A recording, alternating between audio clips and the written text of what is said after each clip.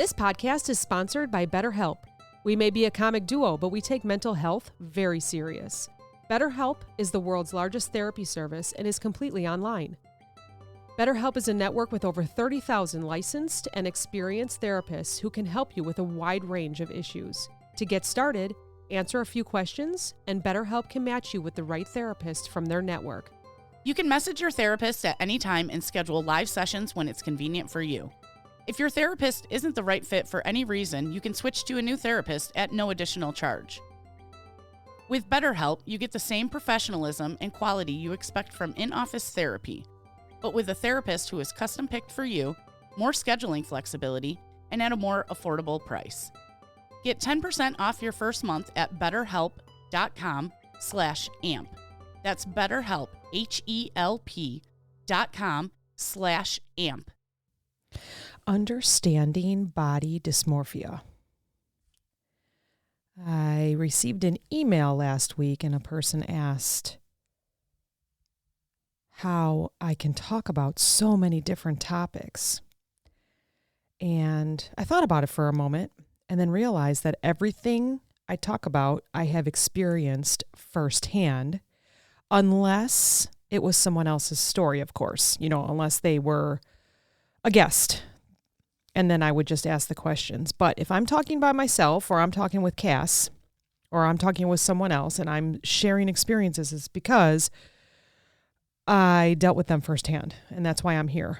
I want to have people be able to relate, not feel alone, maybe have a couple laughs, especially when Cass is here. She absolutely lightens up both of our podcasts. It's amazing. She's a treasure. So I always want to answer emails. I always want to answer text messages about things. And this one in particular is very important to me. Body dysmorphia and understanding it. I'm going to share some experiences. I'm going to start out with a story from high school first. So if you read my books or listened to my personal podcast, I had a bully. Back then, I guess maybe they weren't called bullies. I'm not even sure what they were called, but he wasn't nice. And he is still around. If I don't block him, he still has things to say. It's wild. I'm in my late 40s. Anyways, I had a very good friend that I was in cheerleading with, and we used to share each other's clothes. But the problem was, in my mind, I thought that I was a lot bigger because I was just taller than her. She was very petite, and I'm almost 5'8". And she's, goodness, so petite. And I actually had another friend as well that was very thin and petite. She took after her mom. And again, I was 5'8" and just of bigger structure. So it started when I was younger to immediately compare myself to those that I hung around because they were petite. I always felt that I was the fat friend, but when I look back, I really wasn't. I was in cheerleading. I was in gymnastics. I was not fat per se in my mind. Asked me when I was a junior, and the answer was absolutely. And it pretty much ruled my day-to-day. I went on many, many diets, many pills, many everything. I think many of the pills I took probably later on in life killed my thyroid along with an autoimmune disease. But hey, that's for another episode as always. That's why we're here. We just keep rolling into more topics. Anyways, I had this very great friend and we would share clothes, but because she was petite and I was 5'8", everything was way too small on me and everything was way too big on her. And that really got to my brain. She had this neat, wide belt that she allowed me to wear all the time. And in my mind, whatever I would wear, if it was like a cute skirt or pants, and if I put this belt on over the waist of the pants or the skirt that might have been a little too small on me because they were hers, it kind of just made me feel tucked in, smooth, thinner. So I would wear it almost every day under shirts. Sometimes I would wear it maybe once a month you could see it out, but I would just wear it. This was maybe something like a girdle, I guess, is what my mind thought. I feel like it would suck me in. And the bully made fun of it. Always. Oh, up the red belt again.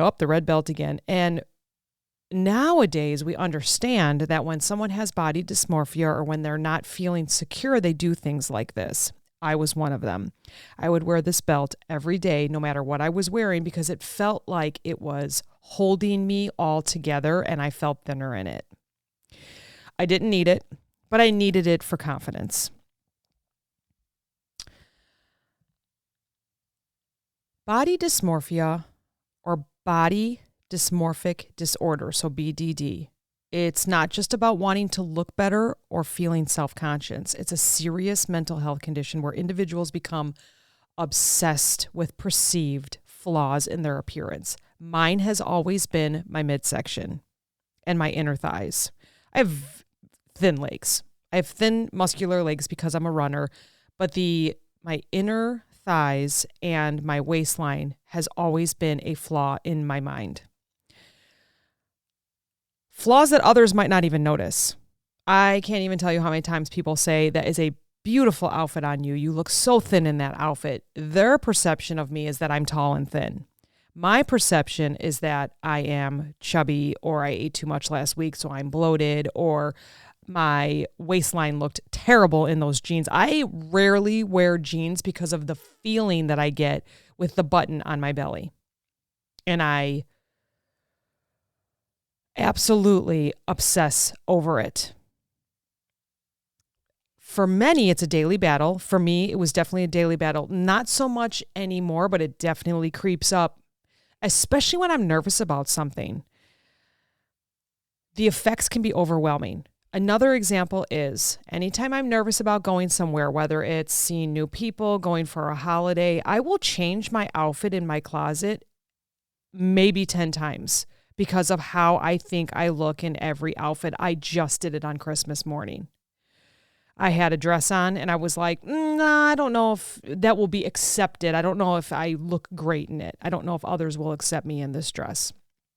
And then I had a pair of cute red pants on that just didn't feel like they were sitting right on my stomach. I was like, it's showing my stomach. I'm still a little swollen from my hysterectomy. So of course that's bringing in some obsessive compulsiveness and perceived flaws that I have. And I know it's from the surgery, but it's not helping. Then I had a pair of jeans on and I thought, nope, those are hitting the scar too much. And I just feel like I'm not in shape enough to wear these jeans. Crazy. It's just now that I think about it, but this is what my mind was going through Christmas morning. Then I put on a skirt and I thought, no, I'm not going to do that. The tights feel too weird and they just look too weird on my inner thighs. And then I finally put on just a big shirt, big flowy pants and went, okay, nobody can see what my body looks like. It's just a flowy outfit. We're going with that. And I was thinking about it. I do this every holiday. When I'm nervous about something, every holiday, every time I'm going out, I get nervous and then the body dysmorphia comes in and it's kind of like an outlet for my nerves. And I recognize that on Christmas morning. I'm in my late 40s and finally recognized this is why I do it. I also don't like the feeling of certain clothes too. So let's just explore the psychology behind body dysmorphia, maybe what causes it, and most importantly, how we can work toward healing and self-acceptance. BDD, Body Dysmorphic Disorder, is a condition where individuals fixate on aspects of their appearance they believe are flawed. These flaws can be minor or even non-existent, but they can cause significant distress and interfere with daily life. Someone might spend hours scrutinizing themselves in the mirror. Me, I do that. It's gotten so much better since I've sought therapy. Or avoid mirrors altogether. I also do that. It's funny, I sort of lightly make fun of my husband because if there's a mirror in the room, he's going to find it. And I would never walk in front of a mirror. Even the mirrors that they have for you to see your shoes, like at shoe stores, I will run right past those mirrors. I don't want to see myself in a mirror. It's crazy. Others may feel compelled to hide perceived imperfections with makeup, clothing, or even seek cosmetic procedures. The makeup one reminds me of how much I used to tan when I was younger. The darker I was, the better I felt. It was almost like a protective covering over my whole body. And back in the day, tanning was not what it used to be. You would go in a bed for 30 minutes. Then I would go into another tanning salon for another 30 minutes. Then I would use all the self-tanning cream that you could possibly make yourself orange for. But as long as I had all of that on, it was covering my imperfections. My clothing, would always feel too tight, even though it wasn't. I look back at pictures, I'm like, oh my goodness, what was I thinking? So yeah, lots of tan, lots of big clothes, lots of feeling uncomfortable. Some people might even avoid social situations altogether out of fear of being judged. Guilty. I have absolutely done that. If I was not feeling right in my clothes, if I just wasn't feeling right in my mind, in my head, mentally, if I wasn't ready to go out, I would stay home. But then the cycle of what am I missing? The fear of missing out was there too. So it was just a never-ending cycle. Psychology behind body dysmorphia. Let's talk about what's happening in the brain. So research shows that BDD is linked to differences in how the brain processes visual information and regulates emotions. For example, someone with BDD might focus intensely on tiny, tiny details of their appearance rather than seeing the whole picture. It can amplify feelings of dissatisfaction. For example, when you're painting a picture, one year, my friends and I did a Bob Ross picture. And I was looking at it and kind of doing the mountains. And I'm like, oh, this picture is terrible. And my friend said, step back and look at your picture. Step back and look at the whole thing. And when I stepped back and looked at it, I thought, oh, wait, that looks pretty good. So cognitive distortions also play a big role. These are patterns of negative thinking that reinforce the disorder. For instance, magnification, blowing a minor imperfection out of proportion, or all or nothing thinking, believing they're unattractive or unworthy because of one perceived flaw. So just like the painting, I kept looking at that one flaw that I could not figure out how Bob Ross was doing it on the mountain. But when I backed up, I realized it was so insignificant. It was so small.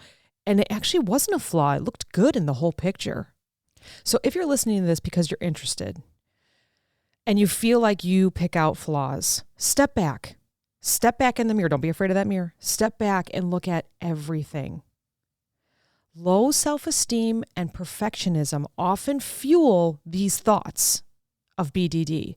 Someone with it might feel an intense need to look perfect, which creates a cycle of dissatisfaction and obsession. There's the cultural factor as well. We're constantly bombarded with unrealistic beauty standards, whether we know it's on social media, it's on TV, magazines. Again, I'll repeat, especially social media, put the phone down. We are all unique individuals. We all look different. We all do different things. Remember, on social media or TV, magazines, filters and Photoshop images set impossible expectations. It makes it even harder to feel comfortable in our own skin.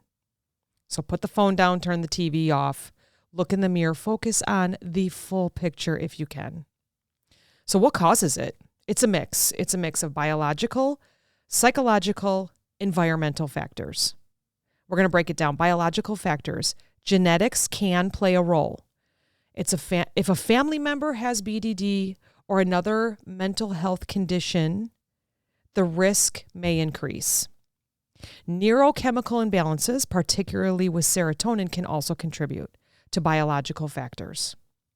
And a therapist or a doctor can explain that to you more if you're feeling like you might be falling under this BDD. Psychological factors, traumatic events like bullying or being criticized about appearance can leave lasting scars. That's mine. Conditions like anxiety, depression, or obsessive compulsive disorder can coexist with BDD. Environmental factors. Social pressure to meet beauty ideals. Kind of just talked about it, social media, TV, magazines. Social media's impact can't be understated. The constant comparison to perfect images can distort how we see ourselves. Again, put the phone down, shut the TV off, close the magazine. You can use social media, TV, magazines to get ideas on what you want to do. Maybe there's a trend on makeup. Maybe there's a trend on clothing. But if you cannot focus on that they're trends and that maybe it's an idea for you to try, and you're only focusing on how you are not as good as that, or you start finding even more flaws in yourself, please seek out professional help. The good news is body dysmorphia is treatable. Recovery takes a lot of time, but it's absolutely possible with the right tools and support. For years, I had support, professional support, and every once in a while it creeps back up, just like on Christmas. And I get it now. When I'm nervous, when I'm going to do things and things don't feel right, I understand it. So I just take a deep breath. I maybe just drink some water. Maybe I'll go just kind of walk around my house a little bit, and then I regroup and try again. Therapeutic approaches. So cognitive behavioral therapy, CBD. Look it up if you want. It's one of the most effective treatments for BDD. What it does is it helps individuals identify and challenge negative thoughts and replace them with healthier, more realistic ones. Sometimes it's challenging because you will say, this is how I look, but you're going to say, I'm thankful that I look this way and this way. It reverses it. It's a very effective treatment. I went through it for years. There's also exposure therapy. This involves gradually facing situations that trigger anxiety, like taking a photo or attending a social event to reduce avoidance behaviors over time. You really don't want to take that picture. You know, I have years where I'm not even in the picture. I'm the photographer for years because I did not like myself in pictures. It's kind of sad, actually, because I'm like, where did those years go? Hated myself in all my running photos, hated myself in all my family photos. Where did those years go, though? I'm not in the photos. I deleted all the photos that I was in. Don't do that. Attending a social event, I would avoid social events because my dysmorphia, my body dysmorphia was causing depression, anxiety, so I would avoid attending social events. What I learned, though, through therapy is that I would go no matter how I was feeling. And then once I was there, and once I didn't avoid the situation, I would see people I knew. I would have a great time. I would go home thinking, okay, that was fun. Maybe I'll try that next time. So it reduces avoidance behaviors over time. There are medications that you can take, selective serotonin reuptake inhibitors. That is SSRI. Had to think about that one. SSRI. It's a type of antidepressant. It can help manage obsessive thoughts and anxiety. I am on one. I started last December. It's been a year. Game changer. I fought it for 48 years. I did not want medicine. I didn't want to do it. And now that I've done all my research, I've been taking classes and I've been going through this level of my life. I went to the doctor and said, I can't do it on my own anymore. Think about it. Self-help strategies. You can practice self-compassion. Treat yourself with the same kindness you would offer a friend. So I always like to tell people this. You have a friend, you have a best friend that comes to you and says, look how I look in this outfit. Look at this flaw. What would you say to them? Because you probably most likely aren't seeing the flaw. Or most probably if it's your best friend, you're seeing all the beautiful parts of them. So think about that. What are all the beautiful parts of you? It's okay to have insecurities, but don't let them define you. Speak to yourself as if you would speak to your best friend. What would you share with your best friend on how they look? They look beautiful. They're kind. They're good people. Say that to yourself in the mirror. Say that to yourself out loud. Limit social media use. We have a trend here. We've said social media at least 4 or 5 times. Unfollow accounts that make you feel inadequate and focus on those that promote body positivity. Do you know last year I did that? I snoozed so many different people, so many different ads because I was limiting my social media. I just didn't want to see what was making me feel aggressive, insecure, sad about myself, depressed, or just some negative things. Like I ended up unfollowing some news stations because it just was too much on the brain. So if you need to do that and don't feel bad about it. Unfollow those accounts that aren't serving you in a positive way. Engage in joyful activities. Getting on social media and complaining every single day about how your life sucks is not engaging in a joyful activity. Hobbies, taking walks, exercising, spending time with loved ones, it can shift your focus from appearance to what truly matters. And when I say shift your focus, positive loved ones, positive exercise, positive hobbies, whatever it is you're going to do, please make sure that it has a positive impact on you. I say that all the time.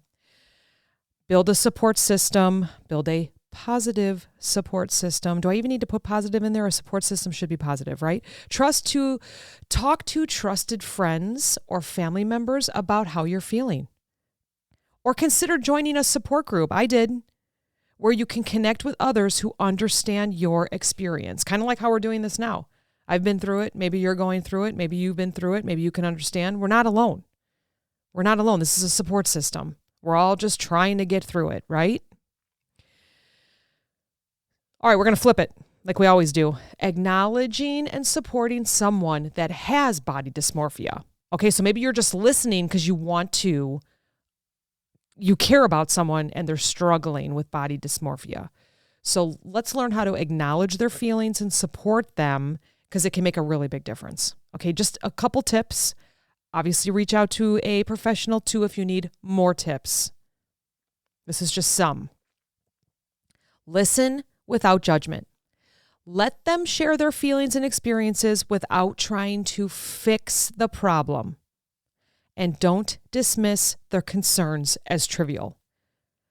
I think the first word here, listen, is the most important. Listen without judgment. Let them share their feelings. I'm sorry you feel that way. Don't try to fix them. Just listen.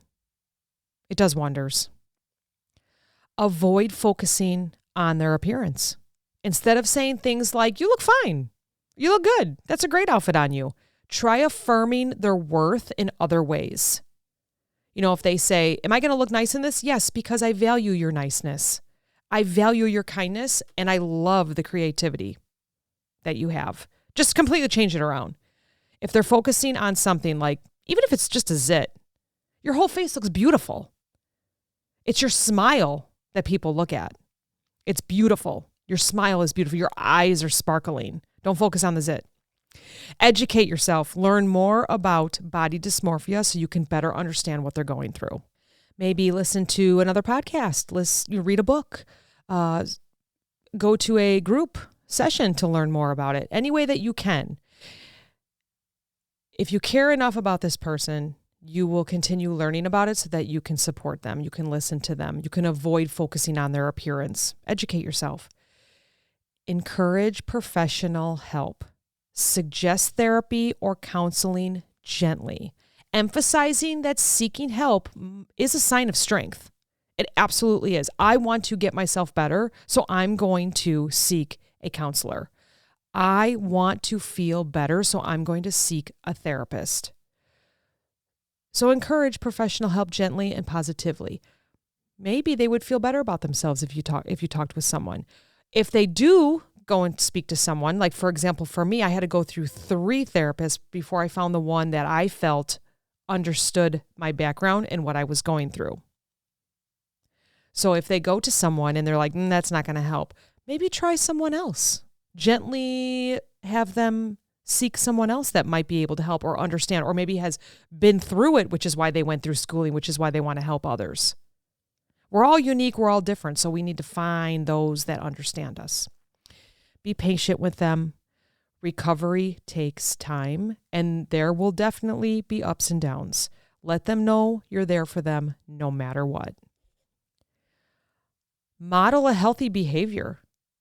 If you demonstrate self-compassion and a balanced attitude toward appearance in your own life, you're modeling healthy behavior to them.